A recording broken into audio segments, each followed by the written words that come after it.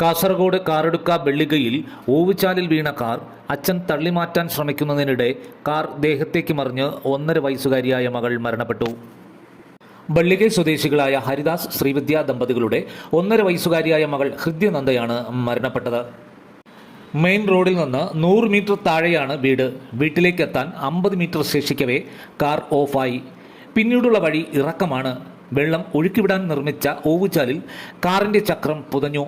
Car തള്ളി നീക്കാനായി ഹരിദാസ് കുടുംബത്തെ പുറത്തിറക്കിയ ശേഷം കാർ തള്ളി നീക്കാൻ ശ്രമിക്കവെയാണ് ഇറക്കത്തിലേക്ക് നീങ്ങി വശത്തെ ഭിത്തിയിലിടിച്ച് കുട്ടിയുടെ ദേഹത്തേക്ക് മറിഞ്ഞത്. ബന്ധുവിൻ്റെ ഗൃഹപ്രവേശന ചടങ്ങിന് ശേഷം വീട്ടിലേക്ക് മടങ്ങുകയായിരുന്നു കുടുംബം. നെറ്റ് മലയാളം ന്യൂസിനു വേണ്ടി ഷാജഹാൻ, തിരുവനന്തപുരം. കാസർഗോഡ് കാറടുക്ക വെള്ളികയിൽ ഓവുചാലിൽ വീണ കാർ അച്ഛൻ തള്ളിമാറ്റാൻ ശ്രമിക്കുന്നതിനിടെ കാർ ദേഹത്തേക്ക് മറിഞ്ഞ് 1.5 വയസ്സുകാരിയായ മകൾ മരണപ്പെട്ടു. ബള്ളികൈ സ്വദേശികളായ ഹരിദാസ് ശ്രീവിദ്യ ദമ്പതികളുടെ 1.5 വയസ്സുകാരിയായ മകൾ ഹൃദ്യനന്ദയാണ് മരണപ്പെട്ടത്. മെയിൻ റോഡിൽ നിന്ന് 100 മീറ്റർ താഴെയാണ് വീട്. വീട്ടിലേക്കെത്താൻ 50 മീറ്റർ ശേഷിക്കവേ കാർ ഓഫായി. പിന്നീടുള്ള വഴി ഇറക്കമാണ്. വെള്ളം ഒഴുക്കിവിടാൻ നിർമ്മിച്ച ഓവുചാലിൽ കാറിൻ്റെ ചക്രം പുതഞ്ഞു.